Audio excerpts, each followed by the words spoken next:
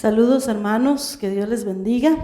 Como siempre, bienvenidos a este encuentro bíblico que tenemos los domingos y que para mí es una bendición poder contar con su presencia de un montón de formas, ¿verdad? Quiero saludar a personas de Colombia, México, Estados Unidos, Nicaragua y Venezuela, que lo mencioné la semana pasada.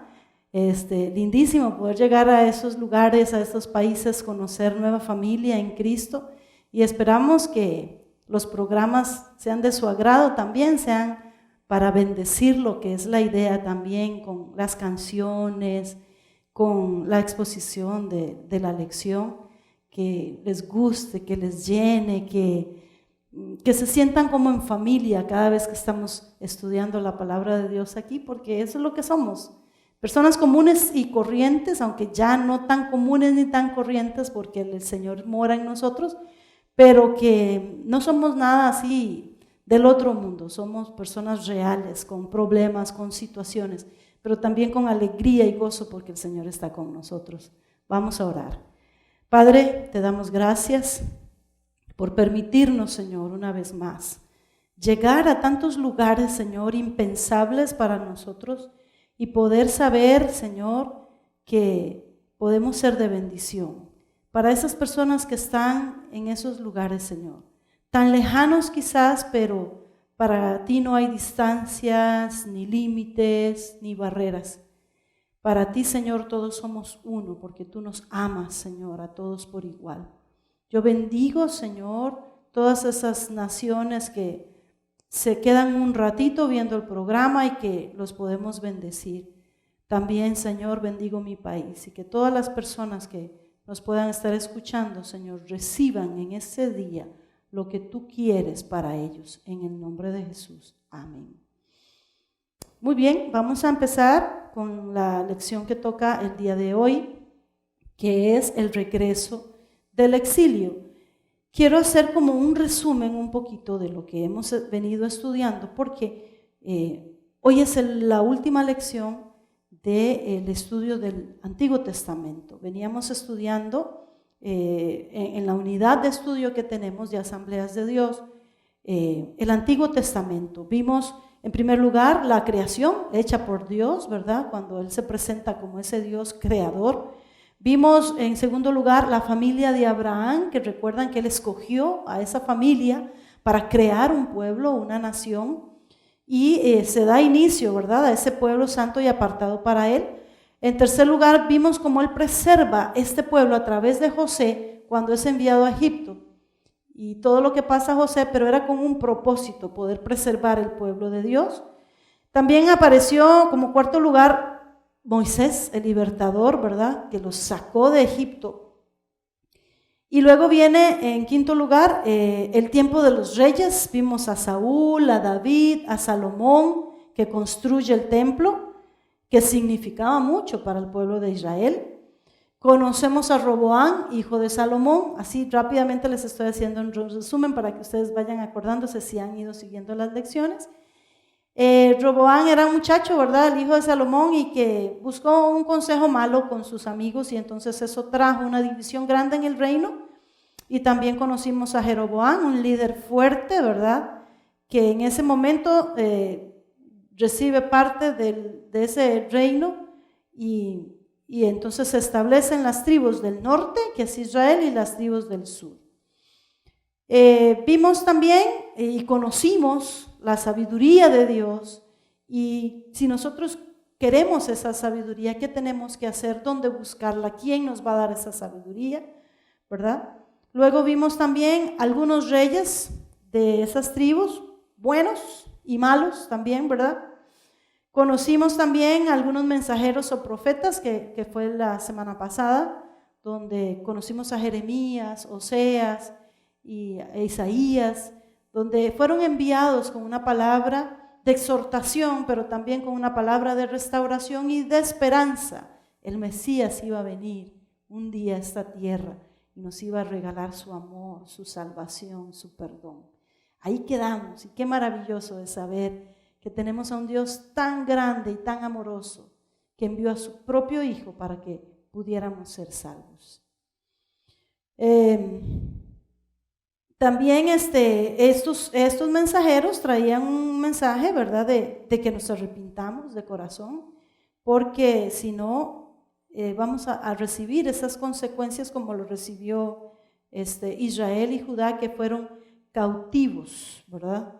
Y hoy cerramos estos estudios del Antiguo Testamento con el regreso del exilio de Judá. ¿Se acuerdan que era la hermana que no vio el ejemplo en su hermana Israel, que pecó y fue infiel al Señor? Y ella también hizo lo mismo, entonces es cautiva por muchos años. Y hoy vamos a cerrar este estudio con ese regreso del exilio, ¿verdad?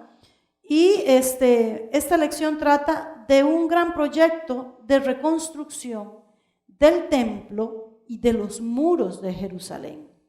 En lecciones atrás vimos cómo eso quedó completamente destruido, ¿verdad? Y ahora estaban en un abandono total. Y vamos a conocer a Esdras y a Nehemías, dos personajes muy importantes en las Escrituras. Yo le quiero hacer una pregunta en este día. ¿Cuál es el proyecto de reconstrucción más grande que usted ha emprendido? Voy a volverlo a preguntar. ¿Cuál es el proyecto de reconstrucción más grande que usted ha emprendido? ¿Qué tipo de dificultades encontró? ¿Recibió ayuda? ¿O fue estrictamente algo que solo usted podía hacer? Esto lo podemos llevar al ámbito físico, una casa, una empresa propia, etcétera. Al ámbito emocional, un matrimonio, una relación en su familia, hijos, hermanos, padres, primos, tíos.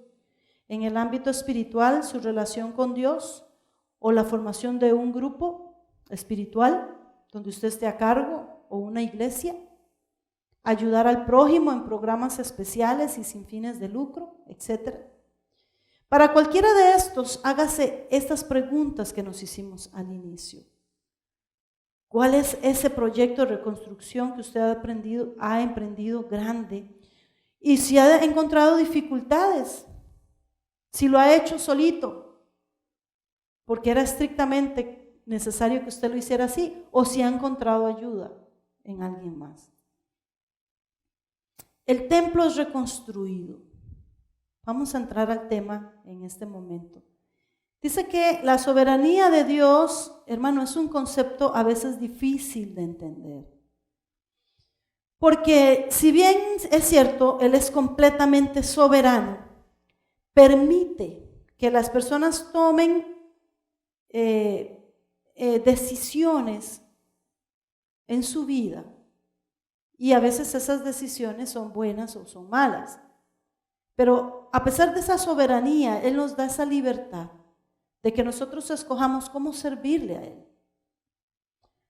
También escoge a personas poco probables para cumplir su voluntad. Personas que no nos imaginamos. Entonces Dios es soberano y a veces ese término, eso de Dios, ese concepto nos es difícil entender porque a veces Él hace como Él quiere. Y si Él traza una línea, Él va a cumplir ese propósito y Él va a llevarnos a lo que Él quiere que hagamos, aunque también nos da la libertad de escoger. Pero cuando Él ve un corazón dispuesto, cuando Él ve un corazón enseñable, un corazón del cual Él se puede fiar, Él va a cumplir ese propósito, aunque haya oposición. Y esto es lo que vamos a ver el día de hoy. Esdras, capítulo 1. Vamos a buscar Esdras. Cuando usted no encuentre un libro de la Biblia, hermano, no tenga problema. Usted se va para el índice y busca la página. Entonces a veces le cuesta a uno saber dónde está algún libro porque es pequeñito o por lo que sea. Usted se va al índice y ahí dice la página, en este caso en mi Biblia Reina Valera, Esdras el 6:16. Entonces aquí está Esdras. No se preocupe, no se afane. Siempre trate de de practicar y ir conociendo los libros de la Biblia para buscarlos más rápido. Pero en este caso, cuando uno no encuentra un libro que es chiquitito, que es complicado, váyase al índice y ahí no hay problema, usted lo encuentra rápido. Esdras capítulo 1, del 1 al 8, quiero que lo leamos, que lo lea ahí. Bueno, siempre mi hijo nos pone ahí el pasaje precioso y todo, pero trate de tenerlo ahí apuntadito en su libreta y en su Biblia subrayado. En el primer año de Ciro, rey de Persia, para que se cumpliese la palabra de Jehová por boca de Jeremías, despertó Jehová el espíritu de Ciro de Persia, el cual hizo pregonar la palabra y también por escrito por todo su reino, diciendo: así ha dicho Ciro, rey de Persia, Jehová, el Dios de los cielos, me ha dado todos los reinos de la tierra y me ha mandado que le edifique casa en Jerusalén, que está en Judá. Quien haya entre vosotros de su pueblo, sea Dios con él, y suba a Jerusalén, que está en Judá, y edifique la casa a Jehová, Dios de Israel. Él es el Dios, la cual está en Jerusalén. Y a todo el que haya quedado y en cualquier lugar donde more, ayúdenle los hombres de su lugar con plata, oro, bienes y ganados, además de ofrendas voluntarias para la casa de Dios, la cual está en Jerusalén. Ciro era un rey de Persia. No era cristiano el hermano, el hermanito rey no era cristiano, era un rey. Pero él entendía que había un Dios todopoderoso. Y dice en el versículo 1, despertó Jehová el espíritu de Ciro. O sea, Dios usa a un hombre que no lo conocía enteramente para empezar un proyecto de reconstrucción en Jerusalén. Dios puede ejecutar su plan por cualquier medio que Él desee. Por eso hablamos de la soberanía de Dios. Su control soberano sobre las naciones siempre está presente. A veces pensamos como que a Dios se le va de las manos todos estos asuntos de las naciones y todo el asunto del coronavirus y del COVID-19, pero a Dios no se le ha salido el mundo de sus manos. Él tiene el control absoluto de todo. Él es el Dios todopoderoso, el soberano Dios. En Esdras, capítulo 3, ahí mismo, en ese libro donde estamos, vamos a ir al versículo 8. Vemos cómo entonces Dios dice que despertó en este hombre, que podríamos pensar, ¿pero qué tiene que ver este hombre en esta historia?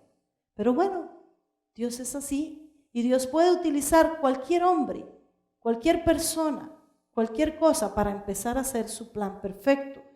Y dice el versículo 8, del 8 al 13, dice: en el año segundo de su venida a la casa de Dios en Jerusalén, en el mes segundo comenzaron Zorobabel, hijo de Salatiel, Jesuá, hijo de Josadac, y los otros sus hermanos, los sacerdotes y los levitas, y todos los que le habían venido de la cautividad a Jerusalén, y pusieron a los levitas de 20 años arriba para que activasen la obra de la casa de Dios.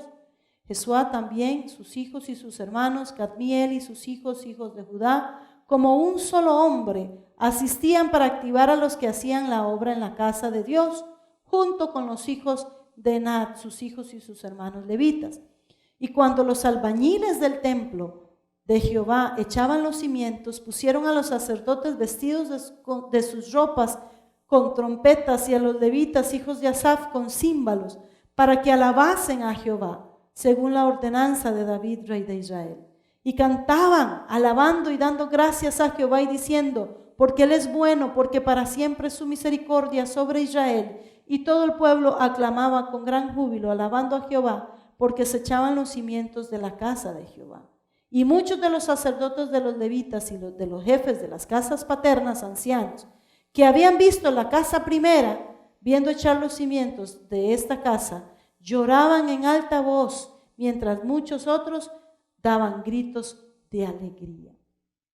Vemos aquí cómo se empieza la reconstrucción y cómo se empieza a colocar los cimientos de ese templo que había sido destruido, donde ese pueblo había sido llevado en cautividad por desobediencia. Pero Dios usa a un hombre que no lo conoce realmente, que había oído de Dios, que había escuchado de Dios y provoca en su corazón un deseo de reconstruir ese templo. Y manda a decir que todos los israelitas, que todos los judíos que vivieran en lugares donde él estaba reinando, que se fueran para Judá para empezar a reconstruir ese templo. Que las personas que lo conocían, que les dieran ganado, que le dieran oro. Leímos ahí, ¿verdad? Dios pone en el corazón de este hombre, vayan, reconstruyan esa parte tan importante del pueblo de Israel como era el templo, donde se suponía que la presencia del Señor venía, bajaba, donde hacían sus sacrificios, donde adoraban a Dios. Y entonces vemos en esta parte cómo empieza esa reconstrucción y cómo se alegran, cómo empiezan a llamar a los sacerdotes, a los levitas, ahí vienen todos los nombres, los hijos de estos, del otro, para que empezaran, a los albañiles, para que empezaran a echar los cimientos. Y dice que los que estaban ahí, los sacerdotes y los levitas de los ancianos, dice que habían visto la primera casa, lloraban en alta voz. Qué emoción más grande es poder ver cómo de nuevo el templo se iba a reconstruir, cómo había esperanza de que iban a volver a su tierra después de haber estado por tantos años lejos. ¿Cuántas personas están lejos de su patria y anhelan volver a su patria, a su país, a estar con su familia, a reunirse con sus hijos? Es importante que entendamos que el amor a nuestro país, a nuestras raíces, tiene que estar presente siempre, porque a veces no le damos importancia a estas cosas y son realmente importantes. Cuando estamos lejos nos damos cuenta y añoramos estar en nuestro país. En Esdras capítulo 4, versículo 3, nos habla de algo importante aquí. Vamos a leerlo. Yo les voy a ir dando algunos textos salteados, pero lo vamos a ir leyendo. Vamos a empezar con el versículo 3 al 6. Dice: Zorobabel, Jesuá y los demás jefes de las casas paternas de Israel dijeron: no nos conviene edificar con vosotros casa a nuestro Dios, sino que nosotros solos la edificaremos a Jehová, Dios de Israel, como nos mandó el rey Ciro, rey de Persia. Pero el pueblo de la tierra intimidó al pueblo de Judá y lo atemorizó para que no edificara. Sobornaron además contra ellos a los consejeros para frustrar sus propósitos. Oiga, sobornaron a los consejeros para frustrar sus propósitos todo el tiempo de Ciro, rey de Persia, y hasta el reinado de Darío, rey de Persia. Y el reinado de Asuero, en el principio de su reinado, y en el reinado de Asuero, en el principio de su reinado, escribieron acusaciones contra los habitantes de Judá y de Jerusalén. Vamos a brincar al 21. Dice el 21: ahora pues, dad orden que cesen aquellos hombres y no sea esa ciudad reedificada hasta que por mí sea dada nueva orden. El versículo 23b dice: fueron apresuradamente a Jerusalén a los judíos y les hicieron cesar con poder y violencia.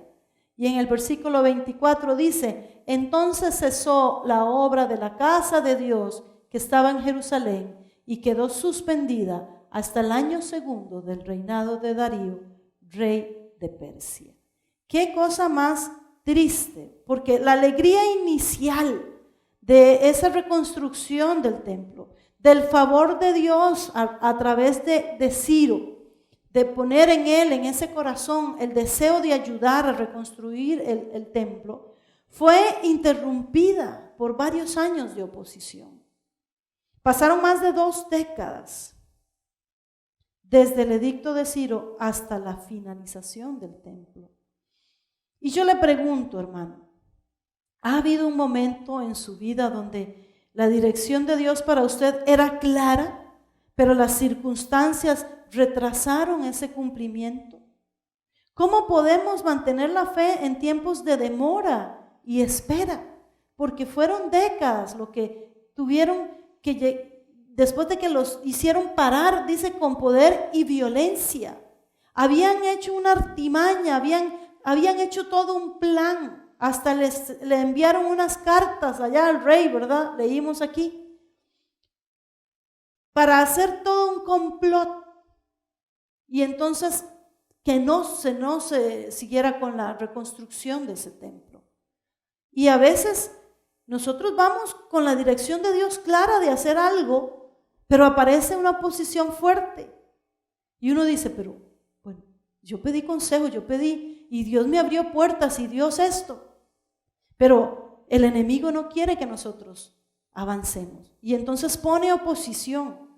Porque, hermano, a pesar de que haya esa oposición y de que haya habido un tiempo de espera y de demora, la demora no es lo mismo que el fracaso. Lo que Dios ha dicho que se cumplirá, se cumplirá. En Esdras capítulo 6, versículo 14, 15 y 16, dice así: y los ancianos de los judíos edificaban y prosperaban conforme a la profecía del profeta Ageo y de Zacarías, hijo de Ido. Edificaron pues y terminaron por orden de Dios de Israel y por mandato de Ciro, de Darío y de Artajerjes, rey de Persia. Esta casa fue terminada el tercer día del mes de Adar, que era el 6º año del reinado del rey Darío. Entonces los hijos de Israel, los sacerdotes, los levitas y los demás que habían venido de la cautividad, hicieron la dedicación de esta casa de Dios con gozo. Es verdad que en un principio tuvieron que esperar.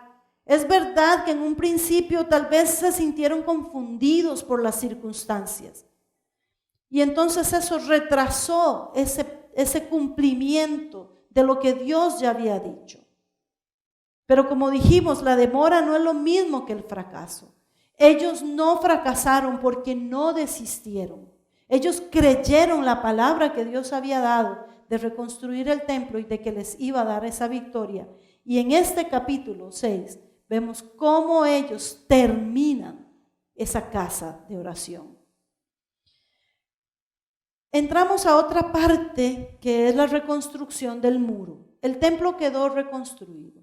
A pesar de tanto tiempo de haber tenido ese obstáculo, lograron terminar y dice que hicieron una dedicación de esa casa de Dios con gozo.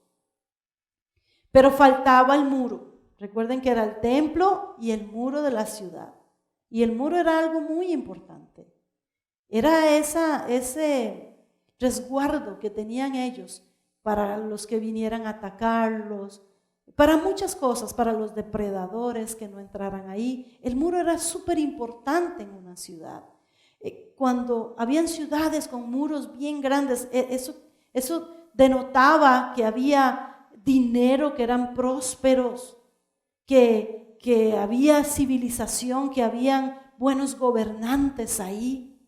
Cuando la ciudad conformaba un muro bien hecho, bien fortalecido, quería decir que habían hombres y mujeres ahí valientes.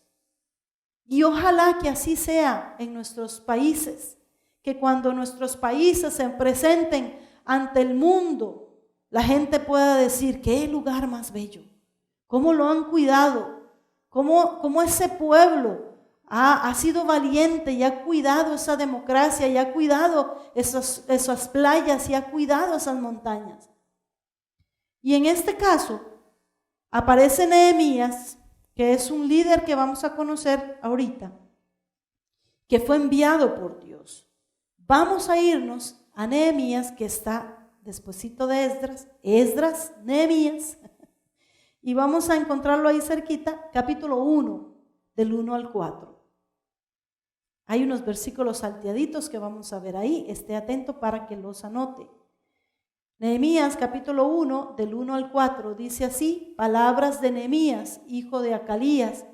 Aconteció en el mes de Quisleo, en el año 20, estando yo en Susa, capital del reino, que vino Anani, porque no lleva ninguna tilde ahí, Anani, uno de mis hermanos, con algunos varones de Judá, y les pregunté por los judíos que habían escapado, que habían quedado de la cautividad y por Jerusalén.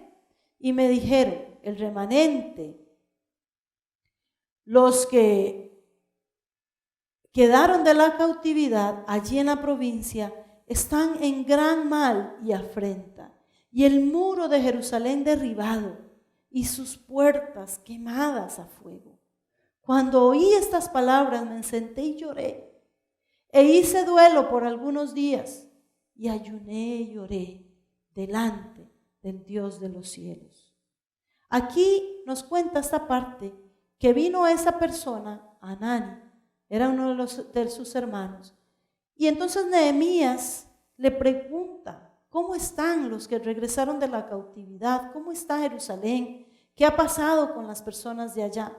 Y entonces le cuenta esta persona que están en gran calamidad, que el muro está derribado, que están las puertas quemadas. Y entonces al oír esto, Nehemías llora. Algunos de nosotros hemos llorado por nuestro país, por las malas noticias.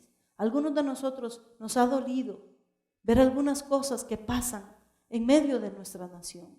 Y otras naciones, por supuesto, también.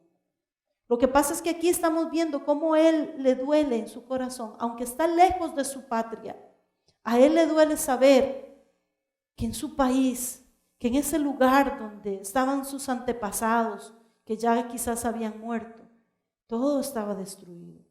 Y en el verso 6 dice, esté ahora atento tu oído. Él empieza a orar y le dice al Señor, esté atento ahora tu oído y abiertos tus ojos para oír la oración de tu siervo, que hago ahora delante de ti día y noche por los hijos de Israel, tus siervos, y confieso los pecados de los hijos de Israel que hemos cometido contra ti. Sí, yo y la casa de mi padre hemos pecado. Aquí vemos a un Nehemías intercediendo por su pueblo. Aquí vemos a un Nehemías pidiéndole a Dios, Señor, que tu oído esté atento a este clamor que estoy haciendo. Que tu oído esté atento a la oración, que tus ojos estén abiertos. Porque yo te estoy pidiendo perdón, porque hemos pecado contra ti. Él se mete ahí, él ni siquiera estaba ahí. Y quizás ni siquiera había pecado. Pero él se mete ahí como pueblo que era de Israel. Y se mete ahí, él dice, hemos pecado contra ti, Señor. Perdónanos, por favor. Perdónanos. Y en el verso 11 nos dice, te ruego, oh Jehová, esté ahora atento tu oído a la oración de tu siervo y a la oración de tus siervos, quienes desean reverenciar tu nombre. Concede ahora buen éxito a tu siervo y dale gracia delante de aquel varón, porque yo servía al copero, de copero al rey. Nehemías hace una oración preciosa aquí. Yo estoy sacando extractos de esa oración, pero yo espero que usted lea todo ese capítulo. Y él empieza a orar y decirle, Señor, dame gracia delante del rey a quien yo sirvo. Dame gracia porque él tenía una idea. Él quería pedir un permiso especial. Y entonces él empieza a interceder por su nación y todo, y le pide gracia a Dios para hablarle al rey y pedirle ese permiso que él tenía en mente. Muchas veces nosotros no solamente tenemos que orar por nuestro país y pedir perdón y todo, sino también pedirle al Señor que nos dé gracia delante de los reyes, delante de los políticos, delante de las personas que pueden ayudarnos. Decirle al Señor, Señor, dame gracia, voy a ir a esta reunión, voy a ir a apoyar a un proyecto especial que se va a hacer de mi país, de mi pueblo, de la iglesia, de mi familia. Dame gracia ante esas personas con las que voy a estar reunido. Hay que pedirle al Señor esa gracia para que Él nos abra esas puertas que a veces son cerradas con cerrojos del enemigo para no prosperar, para no ver la luz. Vamos a pedirle, Señor, dame gracia delante de esas personas que yo sé que pueden ayudarme. Nehemías capítulo 2, ahí mismo, en el versículo 2 al 6, nos dice así. Y me dijo el rey, ¿por qué está triste tu rostro? Pues no estás enfermo. No es esto sino quebranto de corazón. Entonces temí en gran manera. Y dijo el rey, para siempre y dije al rey, para siempre viva el rey, ¿cómo no estará triste mi rostro cuando la ciudad, casa de los sepulcros de mi padre, está desierta y las puertas consumidas por el fuego? Me dijo el rey, ¿qué cosa pides? Entonces oré al Dios de los cielos y dije al rey, si le place al rey y tu siervo ha hallado gracia delante de ti, envíame a Judá, a la ciudad de los sepulcros de mi padre, y la reedificaré. Entonces el rey me dijo, y la reina estaba sentada junto a él, qué detalle viene aquí, ¿cuánto durará tu viaje y cuándo volverás? Y agradó al rey enviarme después que yo le señalé tiempo. Qué cosa más bonita es cómo Dios responde nuestras oraciones. Y en este caso, el Señor inmediatamente le responde. El rey se da cuenta que Nehemías anda triste. Era un hombre alegre, con gozo. Servía al rey con toda humildad, pero con excelencia. Y el rey dice, algo le pasa a este hombre. Y le pregunta. Y sinceramente, él abre su corazón y le dice lo que le está pasando. Pero ya había orado anteriormente para que Dios le diera gracia delante de ese rey. Y entonces Dios abre esa puerta. Y el rey le dice, claro, yo lo voy a ayudar. Y en el versículo 11 y 12 nos dice, llegué pues a Jerusalén y después de estar allí 3 días, me levanté de noche, yo y unos pocos varones conmigo, y no declaré a hombre alguno lo que Dios había puesto en mi corazón que hiciese en Jerusalén, ni había cabalgura conmigo, excepto la única en que yo cabalgaba. En esta parte Nehemías llega y va a revisar en la noche lo que tenía que hacer. Y es interesante que no le dice a nadie, excepto con la gente los varones con los que él va, ¿verdad? Porque nosotros debemos de entender que hay momentos en que nosotros tenemos que rodearnos de personas muy prudentes y muy especiales. Y que no tenemos que andar contando cosas que Dios ha puesto en nuestro corazón y que vamos a emprender a cualquier persona. Porque hay mucha envidia. Y a veces contamos nuestros sueños, nuestros planes, nuestros proyectos. Y hay gente muy envidiosa que nos quiere hacer daño. Pero qué bonito aquí, cómo Nehemías es tan prudente, tan inteligente, que él va y ve qué es lo que tiene que hacer y no le dice nada a nadie. Se rodea solo con gente muy confiable para hacer esa tarea, porque él necesitaba estar seguro de lo que tenía que hacer, tener visión de lo que tenía que hacer, ser ordenado en sus cosas. Y nosotros debemos de aprender esta lección. No podemos andar divulgando qué es lo que tenemos que hacer porque el enemigo está oyendo y empieza a oponerse al plan que Dios ha establecido y el plan que Dios ha puesto en nuestros corazones, trabajar. En el verso 17 de ese mismo capítulo 2 dice, ya ahí él reúne al pueblo y él les dice, vosotros veis el mal en que estamos, que Jerusalén está desierta y sus puertas consumidas por el fuego. Venid y edifiquemos el muro de Jerusalén y no estemos más en oprobio. Él anima al pueblo para hacer lo que Dios había puesto en su corazón. Un líder debe de tener un llamado fuerte en su corazón de parte de Dios para trabajar con amor y dedicación. Hermano, debemos sentir pasión por lo que hacemos. Y a veces el enemigo nos quiere venir a robar ese deseo, esa pasión, por un montón de cosas, por oposiciones, por habladurías, por un montón de cosas, como lo vamos a ver dentro de un ratito.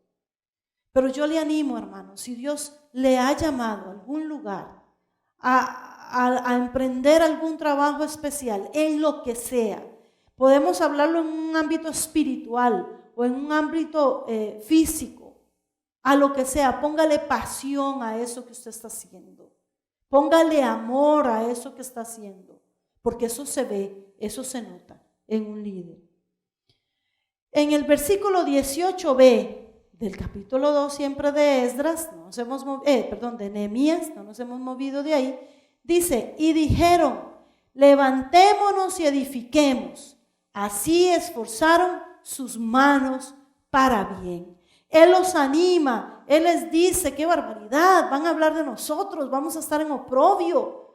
Hagamos este proyecto juntos. Y ellos se animan. Y ellos dicen, claro que sí, levantémonos y edifiquemos.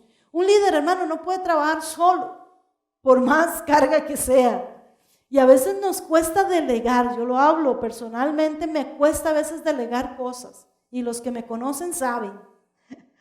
Pero es necesario que un líder no trabaje solo, que el pueblo también se esfuerce. El trabajo es de todos, hermano. El trabajo es de todos.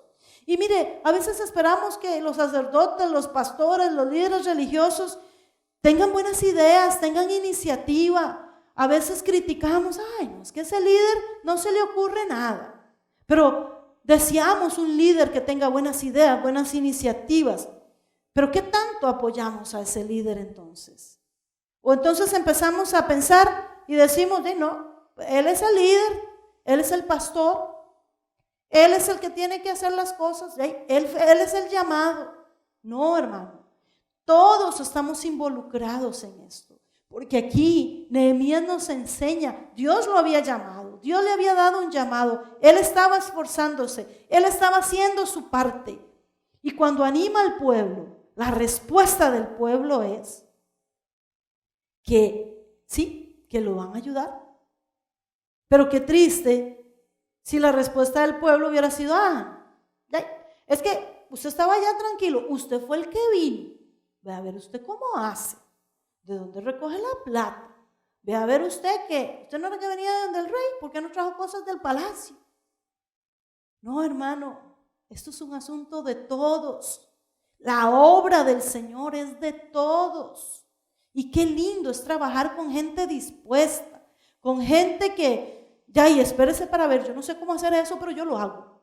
Hermano, yo nunca he dirigido, es un culto, pero yo lo hago.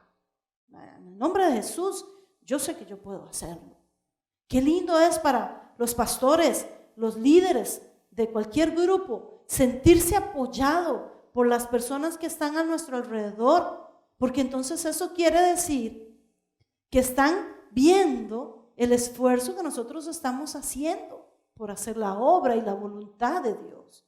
Yo le animo, hermano, apoye a su líder.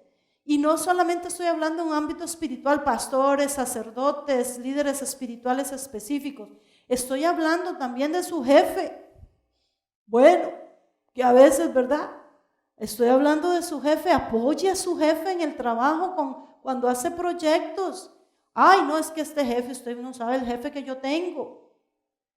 Muéstrele que usted es una persona confiable, que usted es una persona emprendedora, que usted lo está apoyando. Muéstrele. En su hogar, apoye los proyectos de sus hijos, de su esposa, de su esposo. Ay, no, es que a este hombre se le ocurre cada idea. Hermano, hermana, seamos personas que digamos, yo voy con usted. Si el negocio no salió, pues no salió. Pero nos apoyamos uno al otro. Seamos personas que la gente quiera estar con nosotros en un proyecto, que la gente diga, ay, yo quiero que ella venga conmigo a trabajar, como cuando hacíamos grupos en el colegio de estudio y habían unos muy inteligentes y uno andaba buscando, ay, pues usted puede estar en mi grupo, porque sabíamos que íbamos a la segura. Qué bonito es saber que yo puedo ser útil para mi pastor. Y yo siempre están los que me han guiado espiritualmente de testigos, que siempre he tratado de ayudar donde he estado. En las iglesias donde Dios me ha colocado, que no es que han sido muchas, ¿verdad? Unas cuantas iglesias donde Dios me ha permitido servir. Y en el caso de Asambleas de Dios, por muchísimos años, 20 y resto de años, he querido ser una ayuda para mis líderes. He querido que ellos encuentren en mí una mujer que esté dispuesta en cualquier momento, que yo pueda, obviamente. Pero yo le animo para que usted sea una persona que apoye en su iglesia al líder que Dios ha puesto ahí, en su trabajo, en su casa. El pueblo en unidad se levantó junto con ese líder enviado por Dios y empezaron a trabajar. Pero así como empezaron a trabajar, ¿verdad? Empezaron también los problemas. En el versículo 19 dice: pero cuando lo oyeron Sanbalat horonita, Tobías el siervo amonita y Gesem el árabe, hicieron escarnio de nosotros y nos despreciaron, diciendo: ¿qué es esto que hacéis vosotros? ¿Os rebeláis contra el rey? Y en el capítulo 4, versículo del 1 al 3 dice: cuando oyó Sanbalat que nosotros edificábamos el muro, se enojó, se enfureció en gran manera e hizo escarnio de los judíos. Y habló delante de sus hermanos del ejército de Samaria y dijo: ¿qué hacen estos débiles judíos? ¿Se les permitirá volver a ofrecer sus sacrificios? ¿Acabarán en un día? ¿Resucitarán de los montones del polvo las piedras que fueron quemadas? Vea usted qué burla más grande. Y estaba junto a él Tobías amonita, el cual dijo: lo que ellos edifican del muro de piedra, si subiere una zorra, lo derribará. Qué escarnio y qué burla estaban haciendo este par de personajes, ¿verdad? Cuando empezaron a ver que los muros se estaban reconstruyendo. Siempre se va a enfrentar a una oposición cuando usted está haciendo algo bien. Y le pregunto, ¿lo ha enfrentado usted? ¿Ha enfrentado la oposición cuando usted empieza a hacer lo que Dios le dijo y a obedecerle? ¿Se han levantado en contra suya personas que han dicho: ¿qué? ¿Esta persona va a hacer eso? Que han dicho: no, yo no creo. No, yo creo que no lo va a lograr. Ahorita desiste. Hermano, sí se han levantado. Cada vez que Dios nos da un proyecto y emprendemos ese proyecto, se van a levantar cosas. Se va a levantar el enemigo. Va a utilizar hasta nuestra propia familia para decir: pero este muchacho, ¿cómo? Que este muchacho está sirviéndole al Señor. Sí, yo sé cómo es él, yo soy familia de él. Se va a levantar mucha oposición. Pero eso quiere decir, hermano, que estamos haciendo las cosas bien. Cuando se levanta oposición, cuando se levantan voces negativas que quieren intimidarnos, eso quiere decir que estamos haciendo las cosas bien. Y entonces dice que se levantaron personas aparentemente mismos del pueblo, ¿verdad? Y hasta uno se atrevió a decir: ese muro, una zorra se para ahí y se lo trae abajo. No estaban pensando que el trabajo que estaban haciendo era un trabajo de excelencia. Y si algo Dios me ha permitido aprender junto a mis líderes en todos los tiempos en que yo he trabajado, en los grupos de mujeres en que yo he trabajado, en las iglesias en que yo he trabajado, es en servir al Señor con excelencia. Y eso lo enseño yo también. Yo enseño eso. Al Señor se le sirve con excelencia, lo mejor de lo mejor de lo mejor. Y ese muro se estaba haciendo como tenía que hacerse. Nadie lo iba a derribar, porque se estaba haciendo como se tenía que hacer. La obra de Dios, hermano, intimida al enemigo. Lo intimida cuando el enemigo ve que esa obra va creciendo, lo intimida. Y la unidad de una iglesia intimida al enemigo. Cuando hay discordias en las iglesias y todo, el enemigo está feliz. Pero aunque sea un remanente pequeño, cuando hay unidad, oiga, eso va a hacer cosas grandes, proezas grandes. El enemigo pierde, claro que sí, y hace que se levanten Sanbalat y Tobías, hermanos, alrededor nuestro. Pero Nehemías responde en el versículo 20, y esa respuesta se la vamos también a dar al enemigo. Bendito sea el Señor. y nos despreciaron diciendo, ¿qué es esto que hacéis vosotros? ¿Os rebeláis contra el rey? En el versículo 20 dice, en respuesta les dije, el Dios de los cielos, Él nos prosperará y nosotros sus siervos nos levantaremos y edificaremos, porque vosotros no tenéis parte ni derecho ni memoria en Jerusalén. Esa es la respuesta que tenemos que darle a cualquier oposición, a cualquier enemigo. Cuando estamos haciendo un proyecto de reconstrucción y aparecen, la respuesta es el Dios de los cielos. Él nos prosperará. Él nos prosperará y nosotros sus siervos nos levantaremos y edificaremos. Hermano, eso es lo que usted le tiene que decir al enemigo cuando usted está haciendo un proyecto personal, una empresa que Dios le dijo que Dios lo está guiando para levantar usted y el enemigo viene, ay no, es que ahora en este tiempo, tan difícil que está este tiempo, en el nombre del Señor usted responda, el Dios de los cielos, Él nos prosperará, Él nos prosperará. Si usted está haciendo un proyecto en su familia, tratando de rescatar ese hogar, tratando de que sus hijos busquen del Señor y vienen enemigos diciendo, no, es que la juventud ahora está muy difícil, están muy perdidos, los chiquitos ahora no son como antes.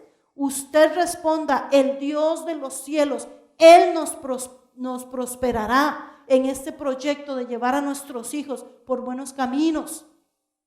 Si usted está levantando una iglesia, usted en el nombre de Jesús, los enemigos van a llegar y decir, miren, no se pueden ni reunir en los templos, qué barbaridad, todos los templos cerrados. Usted responda, el Dios de los cielos, Él nos prosperará y nos levantaremos en el nombre de Jesús. Esa es la respuesta que hay que darle al enemigo cuando se quiera levantar en contra nuestra, en cualquier proyecto que Dios nos haya dado, cualquier proyecto, sea algo espiritual, sea algo físico, sea algo familiar, en cualquier proyecto, usted va a tener esa respuesta. Ese versículo 20 del capítulo 2 dice, el Dios de los cielos, Él nos prosperará y nosotros sus siervos nos levantaremos y edificaremos. Y dice, ustedes no tienen parte ni derecho. Hay que decirle al enemigo, usted no tiene parte en este proyecto, usted no tiene derecho en este proyecto, porque es un proyecto que me lo dio el Dios de los cielos. Bendito sea el nombre del Señor. Voy cerrando, hermano, voy cerrando. En el capítulo 3, usted lo va a leer en su casa, porque es un capítulo precioso, todo el capítulo 3. Se relatan los detalles del plan de reconstrucción. Nehemías delegó responsabilidades específicas a las familias, motivándolas a terminar el trabajo. En ese capítulo 3 él delega un montón de cosas y empieza a poner a las familias, a delegar a las familias para que hagan un trabajo específico. Y en el capítulo 6, versículo 15 y 16 nos dice así. Ponga atención, hermano. Ya estamos cerrando y también estamos cerrando esta historia del Antiguo Testamento. Dice, fue terminado pues el muro el 25 del mes de Lul en 52 días. Y cuando lo oyeron todos nuestros enemigos, temieron todas las naciones que estaban alrededor de nosotros. Y se sintieron humillados y conocieron que por nuestro Dios había sido hecha esta obra. Hermano, qué cosa más linda. Dice, se terminó. Fue terminado el proyecto. Fue terminado, hermano. Dios nos va a dar la victoria. Dios nos va a dar la victoria. Pero nosotros tenemos que ser firmes, tenemos que mantener nuestra fe, ser perseverantes, hacer lo que Dios nos ha dicho que hagamos, pedirle a Dios que nos dé ideas, que nos advierta cuando el enemigo está de majadero ahí para quitarlo de en medio y seguir adelante, que nos ayude con ideas innovadoras en nuestra mente para terminar ese trabajo. La actitud valiente y obediente de Nehemías, su liderazgo firme, seguro del que lo había enviado había sido el Señor. hizo posible un trabajo exitoso. No tengamos miedo. Él nos respalda porque Él nos envió. Ningún hombre nos envió. Él nos envió. Él ha puesto en tu corazón ese proyecto. Él te ha dado las ideas. Vendrá oposición. Claro que todo comienzo es difícil. Organizar, empezar a delegar. Eso fue difícil para Nehemías. Pero él perseveró, se armó de valor, empezó a rodearse de gente de confianza y de gente que podía ayudarlo. Muchas cosas las tuvo que hacer solito.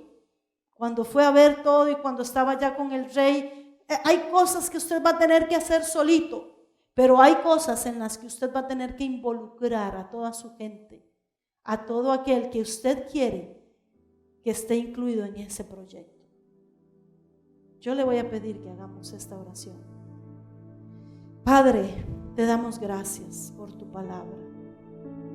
Señor, queremos darte gracias por el ánimo que hemos recibido muchos de nosotros, que estamos en diferentes proyectos físicos, espirituales, emocionales, y que hoy, Señor, hemos visto cómo el enemigo se ha levantado en contra nuestra, pero hoy tú nos enseñas a responder al enemigo y a tomar en cuenta a mucha gente que queremos que esté en este proyecto, Señor.